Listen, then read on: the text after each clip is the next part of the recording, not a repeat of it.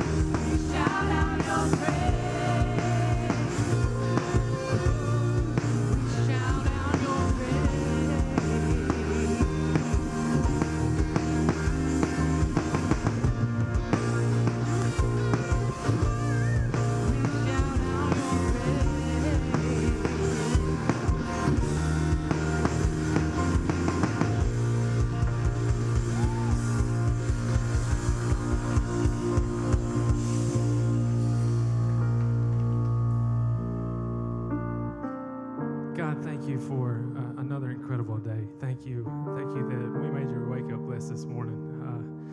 I pray that as we prepare to hear the message, God, just remove the whole week, remove anything else that's distracting us from what it is that you have to say this morning, God. We enter your presence, God. We're thankful. We're thankful for the opportunity. We love you. Amen.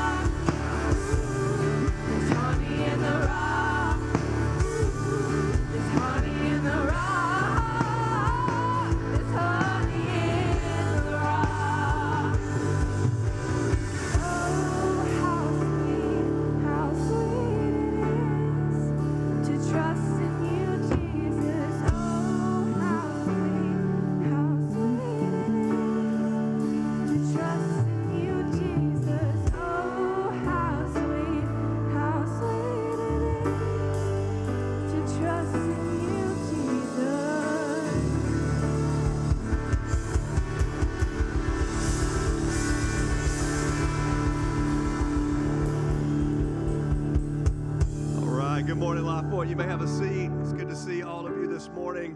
If you're a guest with us, we just want you to know everything we do around here, we do with you in mind. If you have any questions, any way we can serve you, there are people all over this campus with shirts on that say, how can we help?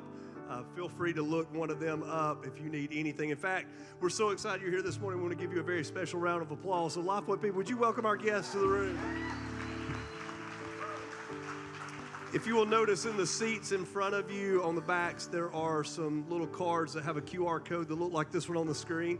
If you're a guest with us, you can snap a picture of that and open that up, and there's a place for you to give us whatever information you feel comfortable with.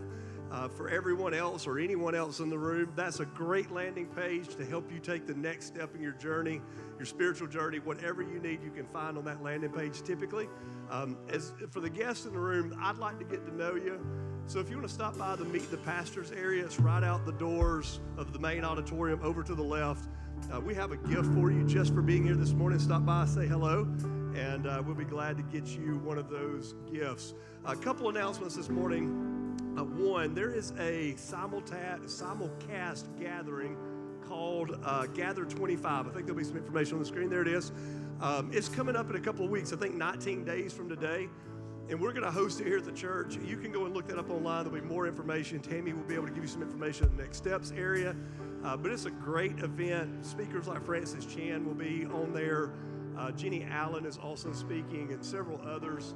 We want to invite you to be a part of that. We're going to simulcast that, I think, right here in this room. And so we'd love for you to attend that. Also, this morning, Pastor Adam Ragsdale is actually going to be teaching. And we don't normally kind of make this kind of announcement, but due to the subject matter, I would say this morning is at least PG-13. And so if you have kids in here that may not be prepared for somewhat of an adult conversation, this would be a great morning for you to check out our kids area. And we're going to give you a few more minutes to be able to do that today. And so you can actually use the exit that says emergency exit only, because, I mean, that seems like an emergency exit to be made. You can go out that door, hang a left, and there will be some children's volunteers who will help you get your kids checked in for that. Other than that, at the conclusion of the gathering, we will take up an offering. If you're a guest with us, we don't expect you to give anything this morning. This is a time for those of us who believe in and bought in to the mission and vision of Life Point Church and its desire to help those who are far from God experience life in Christ. And you can do that in one of 4 different ways. You can do it online. You can do it on the kiosk in the foyer. There'll be people with the buckets. Or you can just mail that in. Whatever is easiest and convenient for you. We appreciate you doing that, because every dollar you give goes to help make sure somebody who doesn't know Jesus today will know them tomorrow. And your generosity has proven to be just incredible anyway. So thank you for that. Rags will be up in just a minute. You've got a couple of minutes to check in, kids. And in the meantime, let's do at least 7 high fives or fist bumps this morning, all right? Ready, set, go.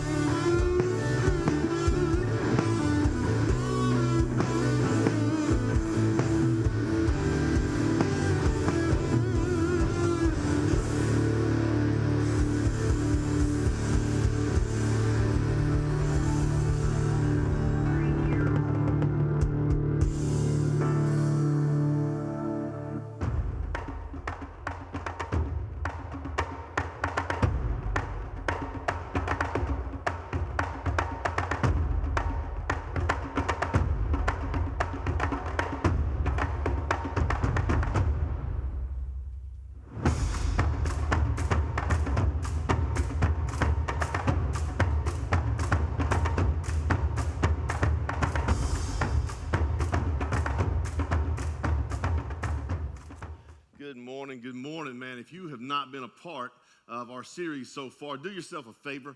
Man, I think that the messages previous to this have just been absolutely amazing. I think they've been amazing because the angle that Brooks has kind of taken on them. A lot of them, I thought it was going to be kind of the traditional messages that you hear on those particular beasts. And man, I don't know about you, but every week he kind of lulls me in and rope-a-dopes me. Like I think he's going one way, and then he kind of lulls me to sleep, and then here comes the right hook and just knocks me out. And so this week in sermon prep, I said, maybe I need to do that. Maybe I don't need to just like come straight forward at what we're talking about this week. And kind of unanimous opinion that there really wasn't any way to get around what we're talking about this morning. I get to talk to you about the beast of lust. And when Brooks asked me to do that, I thought, of all the things that this brother asked me to talk about, right? And I was like, it's got to be for one of two reasons. Either he thinks that I really am struggling with that, or two, he wanted to put me on stage this morning so all of you could struggle with that.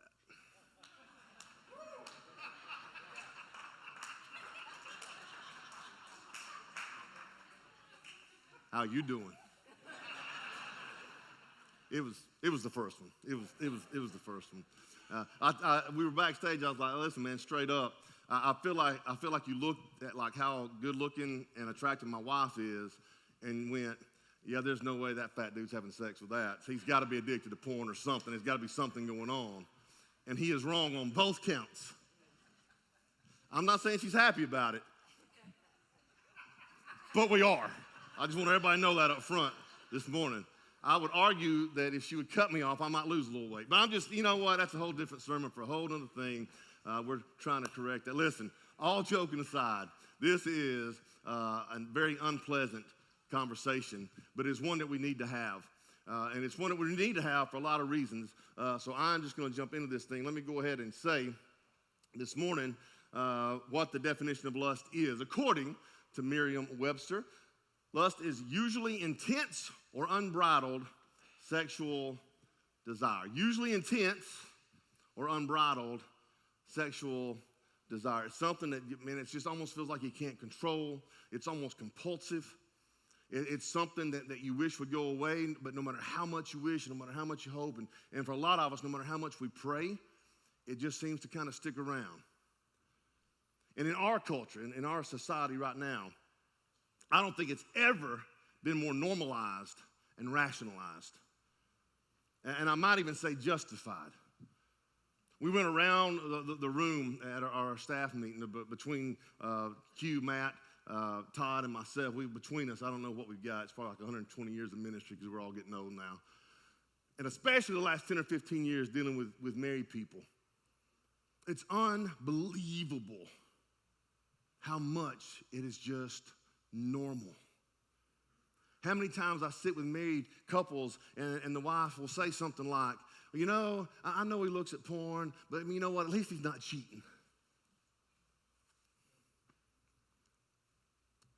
The guy will say, you know what, man, I know that she probably shouldn't be talking to her coworker. I know they got a little bit of a connection, but at least I ain't got to talk to her. And man, it's this round and round and round we go to where we don't even think anything about it anymore. You know, I read an article this week it was a popular magazine in the 1950s, and they were asking where they thought the country was headed, and they all thought the country was just going to hell in a handbasket because this movie called Gone with the Wind had come out, and they had said the first curse word ever in cinematic history. Frankly, my dear, don't quote it, don't do it. I know it's on some of y'all's tongues. You're about to say it, don't say it. And everybody thought, oh my gosh, it's just, you know, it's just horrible, and this is where we're heading. And now you go, that's just one word. What's the big deal? But we become so desensitized to that we watch normal shows now, and all they got to do is throw up a rating, and they can drop the F-bomb 47 times, right? And it has gotten 1,000,000 times more worse when it comes to the beast of lust. I'm not going to bore you with stats because you can Google those yourself, but just know this. We have never been in a generation more addicted to pornography. We have never had women more addicted to pornography than right now at this time in history. And there's lots of reasons for that. There's lots of reasons. Let me just say this. So for those of you who may be here this morning and you're struggling with it, and statistically, just know statistically, the overwhelming amount of all of you here this morning are struggling with it. And the rest of us are fighting to not struggle with it. So we're all in the same boat together, man. I just want to be fully transparent. It is but by the grace of God that I don't end up in a place that a lot of my friends have ended up because of this particular beast. And some of it was just dumb luck. Some of it was having incredible mentors that came into my life. I mean, a lot of it was just raised when I was raised. Let me just be real frank this morning. Like when I was growing up, when I was a kid and stuff, you would go into like a supermarket or a convenience store, and you knew where the porno mags were. You know where the pornography stuff was. You know where all the stuff was you weren't supposed to look at. But it had its own special section.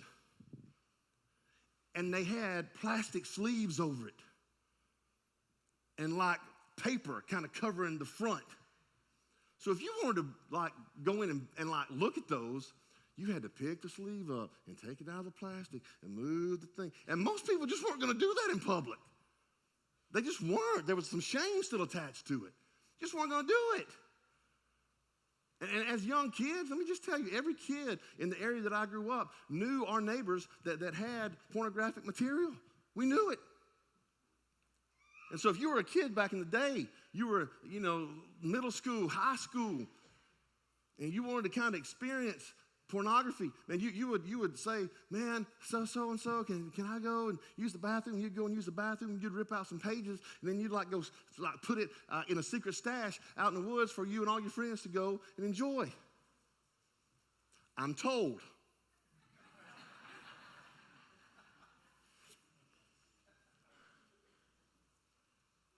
You had to have effort to do it. And then, if you're at my age, right, if you're like late 40s, early 50s, you grew up during the transitional time when technology starts catching up. And I know all the people under 30 are going, oh, y'all had the internet. Y'all were just as bad. It was just as addictive. No, I'm telling you, it wasn't.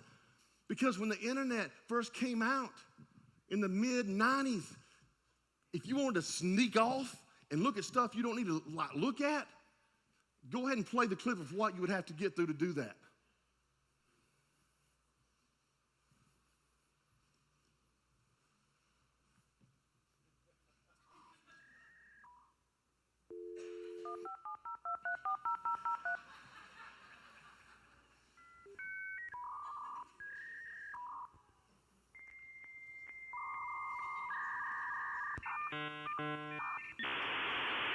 Who remembers it?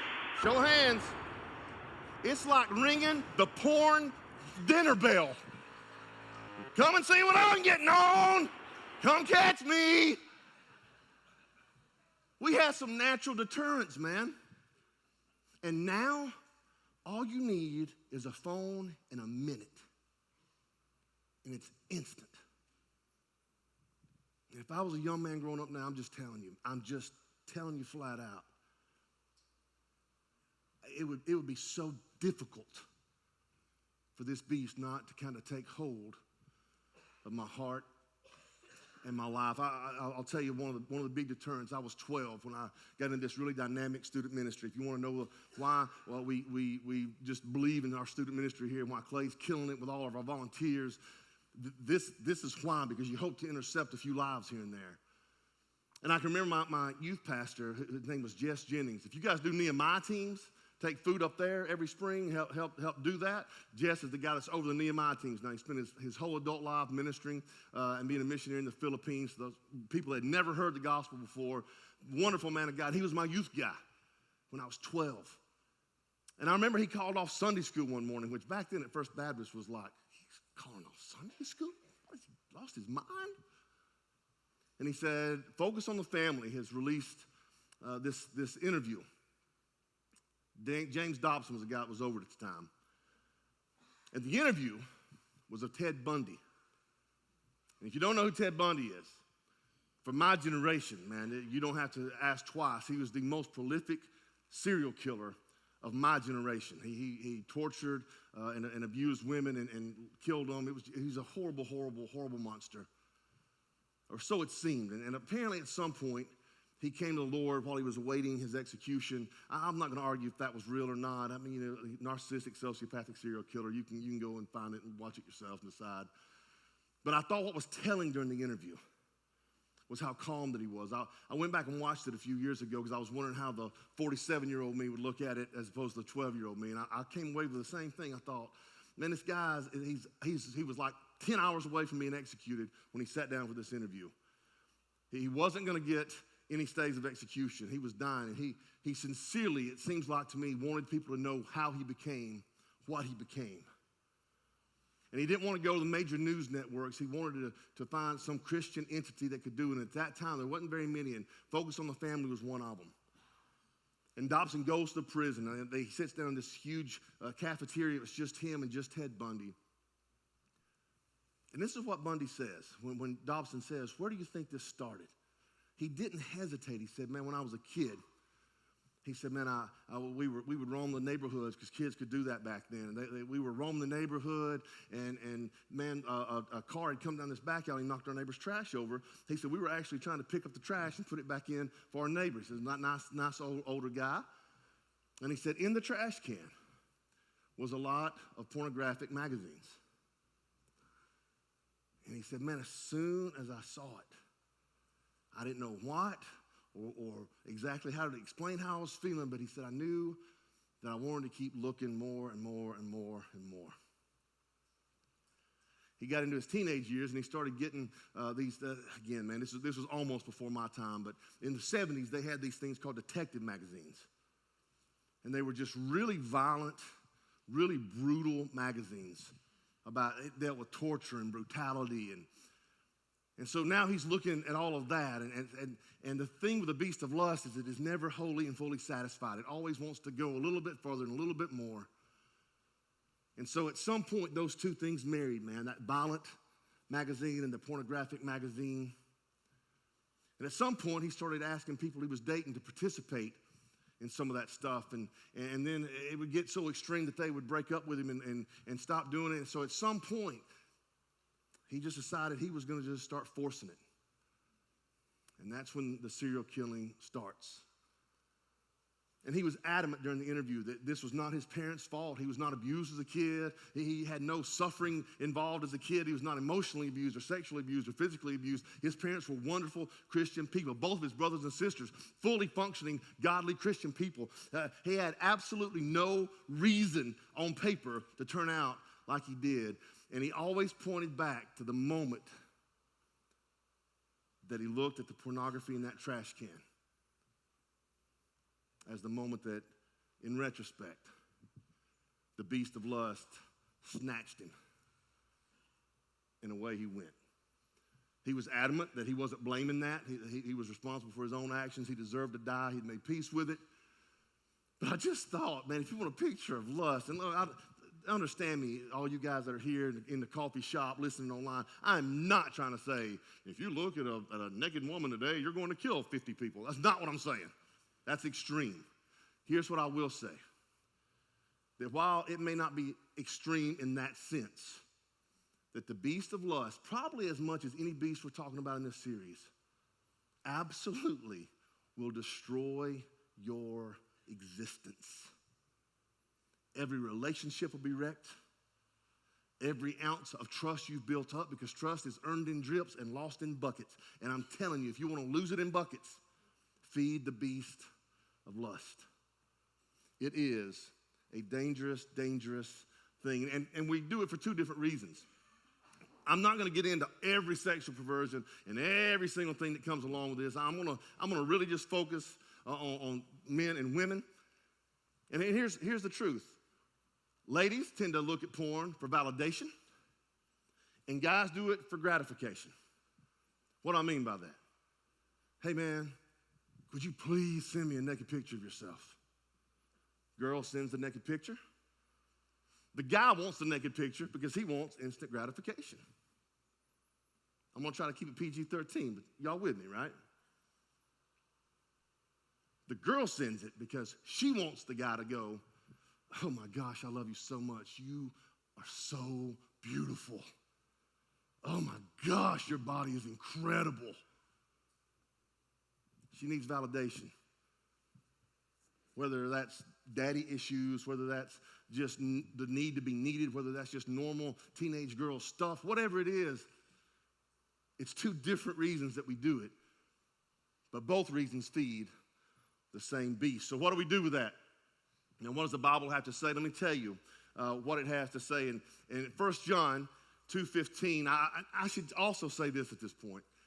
All week, from sermon prep on Tuesday till about 10:30 last night, I was going to talk to you from a passage in Proverbs. Todd Oldham had talked to us about it weeks ago, and Todd is way smarter than I am. And I thought, man, that's where we need to go. And I was getting ready to put slides in last night, and the Lord went, yeah, you're not going to say that. Which is fun when that happens. And so to the wee hours this morning, I just feel like this is where we're supposed to go. I only say that to say, if it's a train wreck from this point forward, it's my fault. If you get something out of it, it's the Lord's. That's the way that works. So here's what 1 John 2:15 says. Do not love the world or anything in the world. If anyone loves the world, love for the Father is not in them. And then he gets real specific. For everything in the world, the lust of the flesh, the lust of the eyes, and the pride of life comes not from the Father, but from the world. So there's three issues: lust of the flesh, lust of the eyes, and the pride of life. I'm not going to spend a lot of time on the pride of life this morning. I want to focus on those first two, but I do want to kind of walk through them. And let me tell you what biblical lust consists of. This is kind of a real simplistic. We know the definition of it. Scripturally, what does it mean? Here's what it means. When fleshly desires rule us, taking priority over God's will, they cause us to violate God's righteousness. That becomes a lust.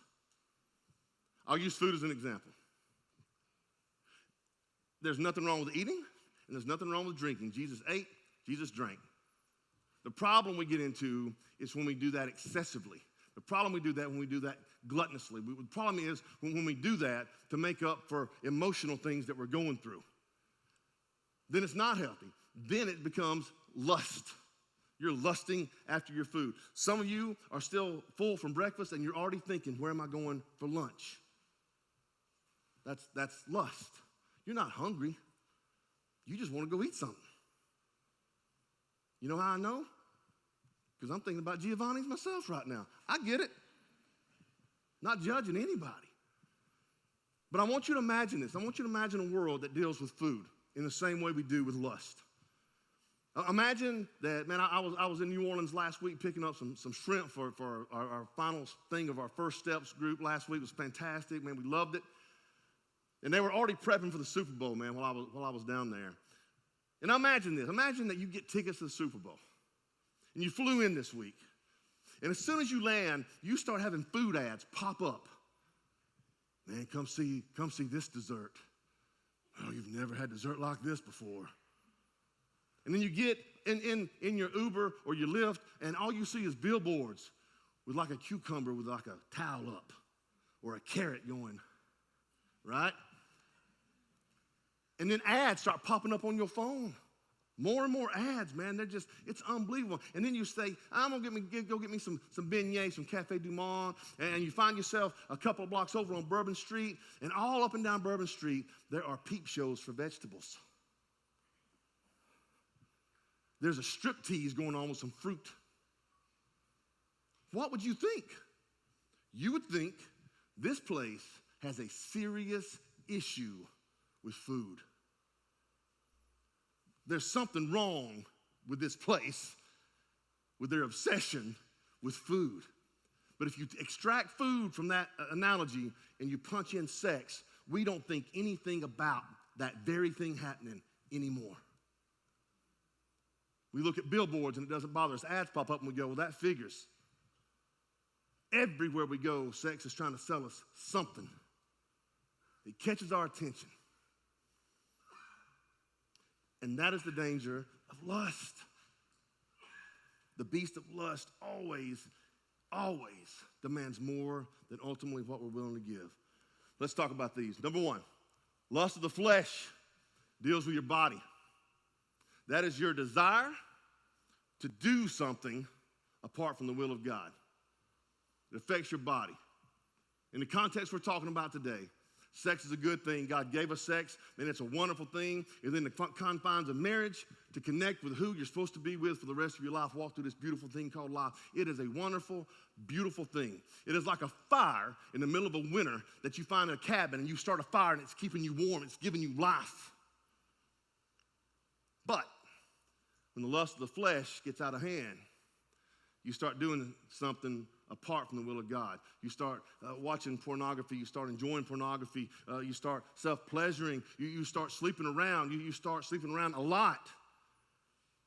And it never stops. It just escalates and escalates and escalates. And you're doing something outside of the way God wants it done. Now, instead of finding a nice cabin in the woods when the snow's coming down to warm you and starting a fire in the cabin, you just go in and just burn the cabin. Because inside the fireplace, the thing that God's created for you is contained and operating the way that it's supposed to operate. But when we do something outside the will of God, it tends to burn the place down around us. The lust of the flesh. 2, the lust of the eyes. That one deals with your mind, with your intellect. That's when you desire to have something apart from the will of God. And this obviously is more than just sex, but just for our purposes today. It's when at one time, maybe you found your spouse attractive until you started looking at other things and other people, and now you compare them to those things and other people of the video reel that's constantly rolling in your head. And they just don't quite match up anymore. It's why some of you people that are just coming of age in middle school, high school, college, you're filling your minds with all the things that lust has driven you to, specifically pornography. And you think that is how your wife is supposed to be when you get married. And now ladies are trying to catch up, and they're going and watching it going, well, I guess that's what I'm supposed to do to make him happy. And it is this twisted rat wheel that nobody seems to be able to get off of. You see something, and then you go do something. Thirdly, we're not going to spend a lot of time on this other than me just to mention it, is the pride of life. Deals with the spirit. It's when your desire to be something apart from the will of God exists. Again, it's a whole other sermon for a whole other time. We're going to scooch on along. Here's why these things are dangerous. Here's why the lust of the eyes and the lust of the flesh is so difficult to deal with, because lust has no concept concerning the spiritual discipline of delayed gratification. What is delayed gratification? It's saying, I'm going to not do something now because I believe something better is down the road. I believe God has put this parameter for a reason. I don't like it. I'm not comfortable with it. I'd rather do my own thing, but I believe if I do this, down the road, God is going to bless me. This side or the other, that's what we are supposed to believe. Matter of fact, everything we're supposed to believe about this life, if you're following Jesus, is based on delayed gratification. We suffer and toil and persevere in this life in the belief that Jesus was absolutely telling us the truth when he said, I go to prepare a place for you. Then but I guess because nobody believed him, he said, if it weren't true, I wouldn't say it. And so sometimes when I get sad, and sometimes when I get a little down, sometimes when I get a little blue, and there's no reason in the world for me to be down and sad and blue, you know what I think?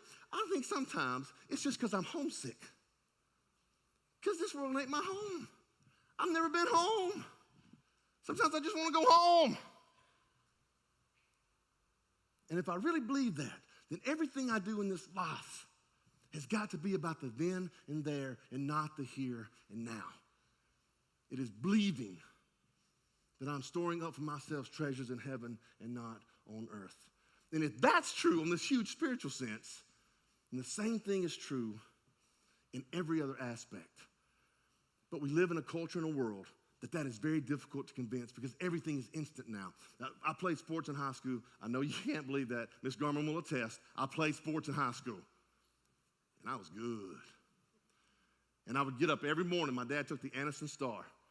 And I would get up every morning after the football games and after the basketball games, and I would get to the sports section, and I would see if my name was in it, and I would see if they put up any of the numbers, and I would see other teams. Listen, if you missed the 10 o'clock news at night, you had to wait till the next morning to get the paper to find out if your rivals won or not and what the standings were in the area and the region. You didn't know any of that.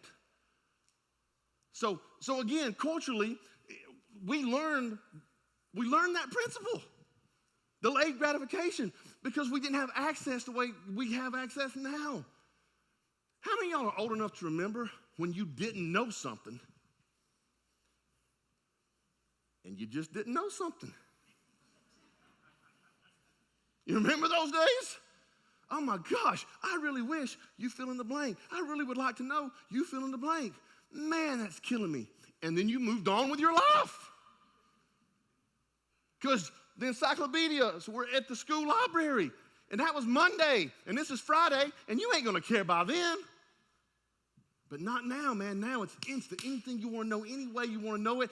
I get irritated when I ask Siri about something, and it takes more than 15 seconds. That irritates me, because it's instant.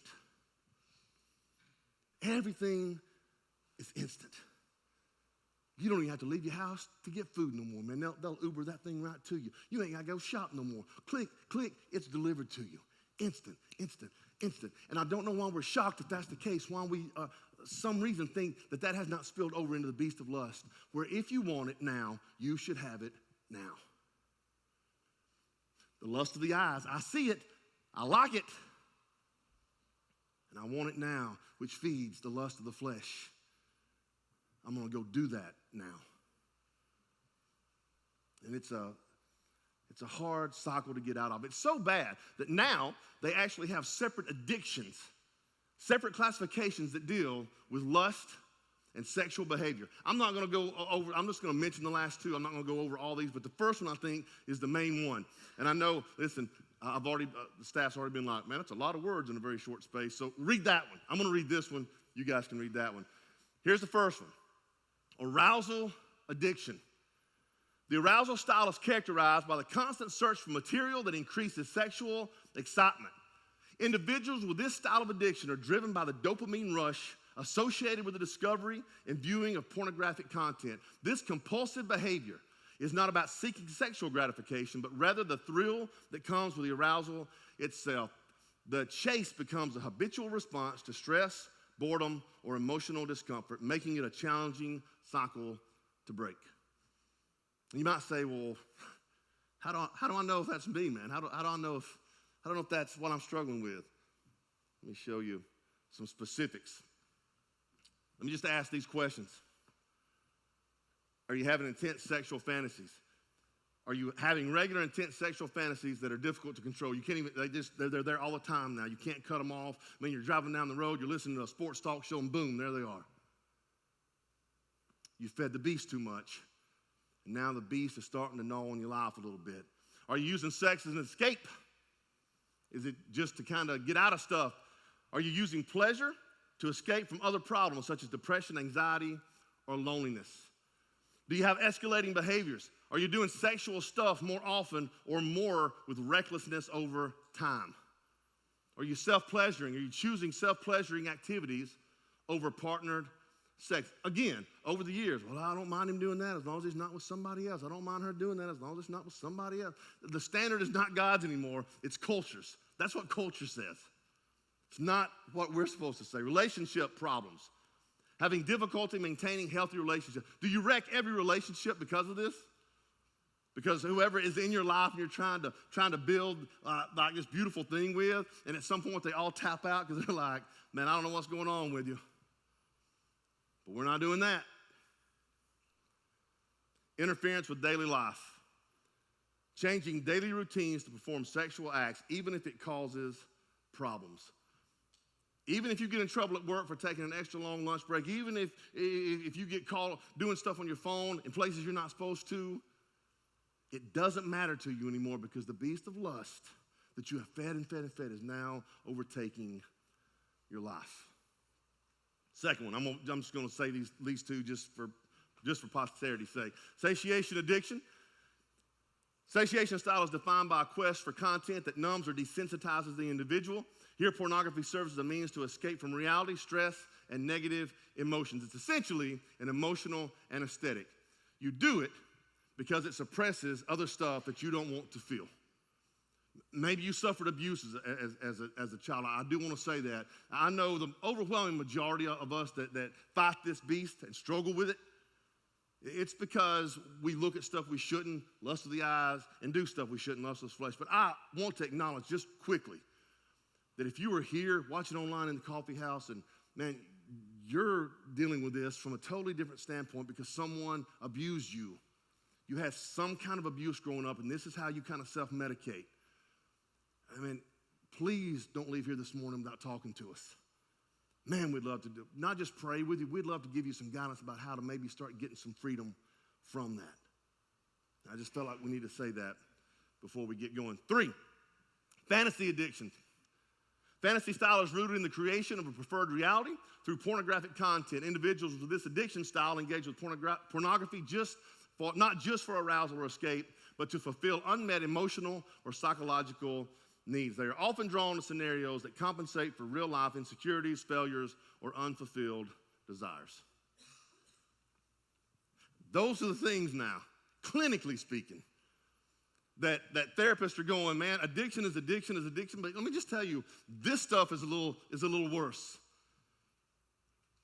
And the New Testament tells us this, that sexual desire is the one thing we should all be more aware of than all the other desires, because all other sins happen outside the body, but sexual sin gets us on the inside to our very soul. Romans 12:2, Paul says, be transformed by the renewing of your habits. Nope. By the renewing of your heart. Nope. By the renewing of your mind. Don't let the lust of the eyes feed your mind, because then that's going to feed your flesh, and off you're going to go. Well, that's great, Ragsdale. So what are we supposed to do with that? And what's the Bible really tell us that can actually help us? Man, I think it actually tells us a little bit. 1 John 2:16 says this, the world and its desires pass away, but whoever does the will of God lives forever. This is the part where I'm supposed to pick up that fancy pen and start circling stuff, but I'm too afraid to do it because Brooks has upgraded technology and it freaks me out. So I'm just going to point. Y'all with me? Just going to point. The world and its desires pass away. Temporary. Simple. Instant gratification. The world and its desires pass. Instant gratification, instant gratification, instant gratification. Lust of the eyes, lust of the flesh. But whoever does the will of God lives forever. Delayed gratification, delayed gratification, delayed gratification. Spiritual rewards, spiritual rewards, spiritual rewards. Well, that's great, Ragsdale. That's fine. Duh. We know that. Like, give us something practical. Glad you asked. Let's talk practical. So what are we supposed to do to starve this beast that we have just been feeding and feeding and feeding? Here's what I think. A couple of things. Number one, Matthew 6:22 and 23. Jesus says this, the eye is the lamp of the body. So if your eye is healthy, your whole body will be full of light. But if your eye is bad, lust of the eyes, your whole body, lust of the flesh, will be full of darkness. If then the light in you is darkness, how great is the darkness? I know this is going to sound so stupidly simple. We have to control what we see. We have to. I'm going to give you some real practical, tangible steps in just a second. But I know it's so simple. I know you're thinking I'm going to tell you to go and do this program and that program. And I'm for all of that. The reason I love our CR here is because unlike a lot of the other recovery programs, man, we'll point you to Jesus. Because we'll tell you all day long that we believe in 12 steps, but we also believe in heart change, not just behavior modification. If you're here this morning and you're going, I want to change, I want to change, I want to change, but you want to change so you don't get divorced, or you want to change so you don't get left, or you want to change because you don't want to lose your job, that is trying to change for behavior modification. You're just trying to change yourself from the outside in, and maybe it'll work for a little while, but it never takes. But man, if you can let Jesus come into your heart this morning and the Holy Spirit fill you, and you change from the heart, from the inside out, then you can go ahead and hit those 12 steps hard, and they're going to help keep you in line, and they're going to help keep you from seeing the things, because there are going to be other people that are going to surround you and rally and fight with you and call you on your stupid stuff that got you in that spot to begin with. It's important. It's important. Because I'll tell you this, I went down a rabbit hole this week kind of getting ready for this. I was actually trying to find this guy that we had seen years ago, and I couldn't locate him. And he worked for Stanford University at one point. He was called the porn guy. That's what he was called. He'd been delivered from it, and he taught on it. Let me just tell you, when you punch in porn guy major university, you get some stuff. Whew. And here's what I found. I lost count of how many stories about pastors who were in their 60s and 70s losing their jobs because of this addiction, because of this beast that they kept feeding. University professors, lawyers, doctors, politicians. So I just don't want anybody to think when we talk about this, oh, that's for the working man, or that's for young kids, or that's for people that, no. This beast don't care about your socioeconomic status. It don't care about your color. It don't care about your religion. It's just coming after you every day, all day. And for those of us who live here, that we've had the light, when we then give into the lust of the eyes and the lust of the flesh, and allow the darkness to start suppressing that light, especially in the context of those of us who are leaders, then when the light in you becomes darkness, it's great darkness. And every time that you get ahead of it, and every time you relapse, it gets darker and darker and darker, and harder and harder and harder to starve the beast. Jesus also said this, Matthew 5:27. They were always trying to catch Jesus and stuff, and kind of catch him in word salads and say, oh, I thought one day you said this, and boy, if you really meant that, then we're going to get you this time, Jesus. And so he was dealing with some of that. And they were essentially trying to catch him into saying, you know what? Just say the prophet, like you're the greatest prophet, and we don't have to listen to the prophets of old anymore. All Abraham and Moses, all that's old stuff, because they could really kind of come down on him if he said that. But he doesn't say that, because he's Jesus. He's smarter than that. Here's what he says. You have heard that it was said, you shall not commit adultery. But I say to you that everyone who looks, lust of the eyes, at a woman with lustful intent, lust of the flesh, has already committed adultery within his own heart. Jesus says, no, fellas, I didn't come away to do away with thou shalt not commit adultery. I came to raise the bar higher than that. I came to say, if you even look at a woman like that, you've already done it. And Jesus says over and over, you have to be aware of the enemy that's coming for you. And when it comes to this particular beast, it's our eyes that's always doing it. We let it in that way. What's my bottom line? Here it is. Lust provides pleasure while robbing us of our purpose.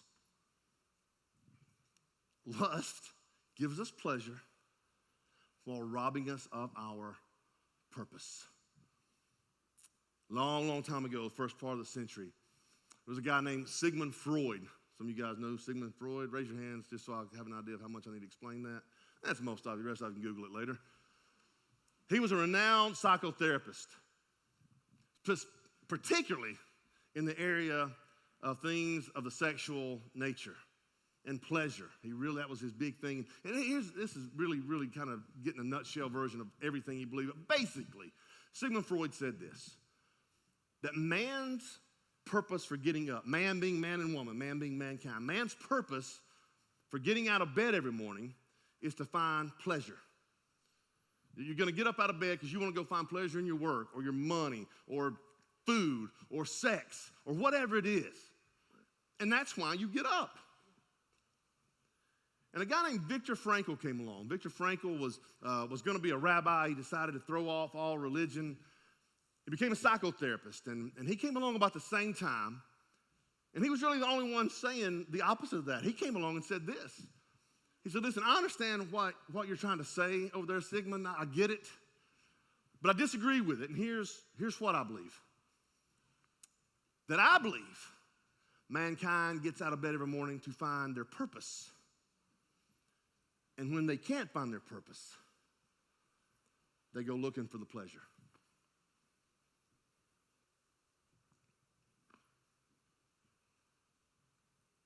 This beast is going to cost you the thing that God put you on the planet to do. It's going to cost you the relationship that you ought to be enjoying. I mean it when I said there, but by the grace of God, go out. Here's Allison and I, my wife's sick. She got sick this weekend. She's not here this morning, which is why I could say that at the opening. I wouldn't say it otherwise. She's not here this morning. We celebrated 30 years Tuesday, man. Married for 30 years. That's a long time, man, to be married. I assume that's sympathy for her, but I'll take it. And I think when I counsel some of these, especially younger men and younger women who are going, I just want somebody, and I really want to find the person. I'm praying that God puts me with the person. I just really want to find. I want to be married and have all the stuff, and I'm praying for it. But they're also simultaneously feeding the beast of lust. And it breaks my heart to think of what if that were me? What if I were living with this secret thing like so many pastors before me have done that are doing right now? And what if I'd prayed for this wonderful person my whole life? God, prepare this person for me. And then I met Allison later. Maybe I met her in my 20s, and I meet her, and I'm standing before her, and I see her, and I instantly go, I think this is the woman I'm supposed to be with. She loves the Lord, man, and she's a wonderful Christian woman, and she's hot. She's a hot Christian woman. This is fantastic. And I realized in this beautiful moment that this is the person that God has prepared for me. And in the same moment, I realized that I am no longer the person that God prepared for her. Because I fed the beast too long. How tragic. How tragic. Some of you this morning, man, you started out in this beautiful relationship you're in, and you're wrecking it. Even if they don't know you're wrecking it, you're wrecking it. How many times do you have to have the conversation of, why don't you just tell me what's going on with you? I know something's off. Instead of making your spouse feel crazy, like they're just the stupidest person on the planet for asking, maybe today is the day that you just look at them and go, man, I got to struggle. I don't know my purpose, and so I've been doing this instead. And man, I'm sick of it. I'm sick of feeding this beast. It'll be a big moment for a lot of you. And right now the enemy's already whispering, just don't do it. Get through this thing. Go ahead and go home. Get back on your phone. And I'm telling you, the people in your life, and I'm not saying all the way across the board, but the people closest to you, especially your spouse, are going to be so relieved if you have that conversation. Because for the first time in a long time, they're not going to think they're freaking crazy for thinking it. And you're not just going to free you up this morning, man. You can free the person you're supposed to love the most up. The person you're going to love the most up. Man, we look for pleasure when we don't have our purpose. Let me give you some real practical things real quick, and I'm wrapping up. One thing called Covenant Eyes, man. You should write that down, and you should Google it. You should install it, do everything it says to do. It is a fantastic, tangible, physical way to help you be accountable. Google it, download it, upload it, whatever you got to do. That is a very practical thing to use. Quentin and Clay, everybody on our staff raves about this. So make sure that you go and check it out. Two, Electronic honesty. I don't care if it's parent to student. I don't care if it's spouse to spouse. You should have an open policy that at any point, at any time, you can look on the other person's phone. You can open their laptop at any time and check out what's on it. Listen, this is a no-brainer. If you're here this morning and that makes you tighten up a little bit thinking about that, you've been feeding the beast too long. If you go home and say, hey, why don't we just go ahead and start this today, baby? And the person goes, I just think that's stupid. Why would it be stupid? Unless they're feeding the beast that they don't want you to kill. Electronic honesty. Here's one that's outdated. Caution in dealing with the opposite sex. We have a hard and fast rule here, man. You get caught like driving the opposite sex home after an event here or counseling behind closed doors with the opposite sex. It ain't no 2 or 3 strike policy. Man, we're fired on the spot. Because we cannot take the chance. Even if nothing happens the day and age in which you live, man, people can say whatever they want to say. I mean, we're supposed to be people that look different than what the world looks. And so we put up guardrails like these. You can add your own, but those are 3 real practical ones. Lastly, just end with this. There's always a last time. This is the last time I'm going to do it. Lord, free me from this. You cry and you feel bad and you go, well, that's it. I'm deleting all the apps and da-da-da-da. And then you always go back and keep feeding the beast because instant gratification is just easy. Who wants to invest in trying to learn how to talk and communicate when all you got to do is swipe right? It's work. It's hard. But it's worth it. I had a pastor. He used to invest a lot of time in me when I was in high school. And he loved Milo's. Any Milo's fans? You got to be kidding me. Milo's? Nobody? Yeah, raise your hand high. Look at all the godly people in the room, right there. There you go. My wife says they're Salisbury steak burgers. It's really the only point of contention in our marriage. I don't understand it, but we were eating at Milo's in Birmingham. It's before they franchised out. There's only about 3 at the time. And this couple, young family, was right across. We were eating outside. A couple right across from us, beautiful day, and we start noticing that these pigeons are just dive bombing this family. Mom, dad, young boy, young girl. And I'm talking like we're attacking in response to Pearl Harbor. You know what I'm saying? Like zoom, zoom, zoom, zoom, zoom, zoom.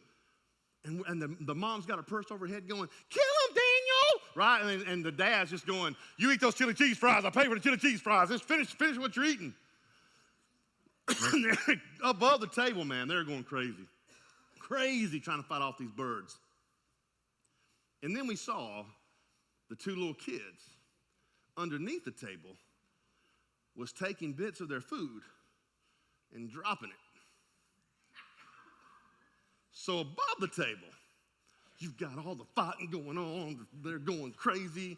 Underneath the table, you've got the kids going, these are crazy birds, Mom. I don't know what's going on. And because my pastor at the time loved Jesus, we didn't say anything because that's fun. Come on, man, that's fun. You can't buy that kind of entertainment. Here's my invitation to you guys as the band comes out, gets ready to close us out. I think here's what we do with the beast of lust. I just think this is what we do with it. And I think when we do what I'm about to tell you, it's when we end up there.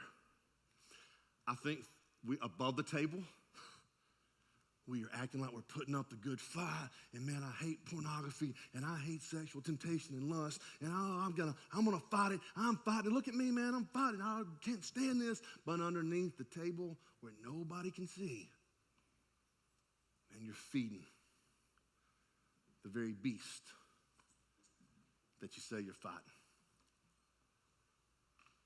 And this morning, man, it's not my invitation to give, man. It's between you and the Lord. Man, I hope this morning, in these next few moments, you just kind of let Let this marinate over you. And that this morning is the morning that man, you come, if you've never repented of that you come and repent of it. Man, we'll rally around you. Man, Life Point is nothing if not broken people to rally around other broken people. And beyond that, let us help you. And I get it. Listen, I get it. I get it. This kind of invitation. Some of you are going, man, I got an aunt that's sick, and I just want to come down and pray for her, and everybody's going to think I'm addicted to pornography now. You still come down and pray for your aunt, right? Let's not make it weird, people. Be adults. But if you need to talk to somebody this morning specifically, man, don't just come and say a prayer. And I'm not minimizing the power of prayer, but don't just do that without letting us know. Visit the pastor's area, go online, fill out a card, scan that QR code, contact us and just say, hey man, I was there Sunday, man. I came down, I prayed, or I felt so awkward. I didn't want to come down and pray. Man, I need some help with this. I promise you we will help you. Because the greatest thing in the world is when you figure out your purpose and why God put you on this planet. If you're not doing nothing today, man, you can mosey on over next door at 10:30. We'll start our first steps, and one of the things we do over there is help you do that. I'm going to pray for us. These guys are going to worship. We're going to let the Lord do whatever he wants, man. You just pray with me. Pray with me. Lord, thank you so much. And thank you for this moment to just be still and know that you're God. For this moment to be reminded of the importance of not feeding the beast of lust. And God, I pray this is the moment that there are people all over this auditorium and the coffee house watching online that will just simply say, enough's enough. I'm sick of living a lie. I'm sick of feeding this beast that is killing me. And today I want to take the first steps in finding my purpose, whether that is surrendering their life to you for the first time or whether it's just finally going, enough's enough. I need some help. God, it'll change them, man. You'll change everything. Let this be the moment they stop fighting above the table, or they stop feeding the beast under the table, that they act like they're fighting above the table and they actually do some fighting. God, we give you all the glory and praise for what you're going to do in these last few moments. All God's people said, amen. You guys stay.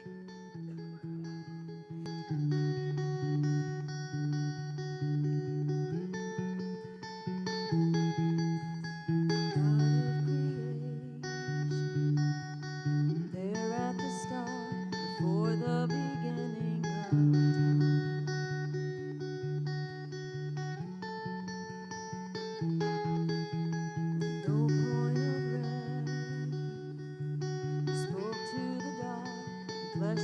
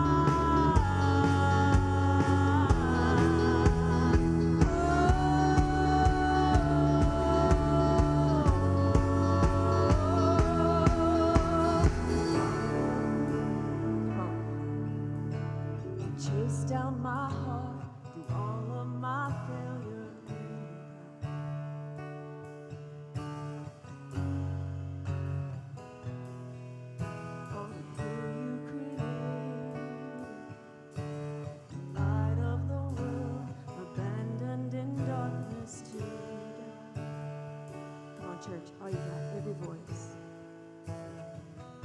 And as you speak, 100 billion failures disappear.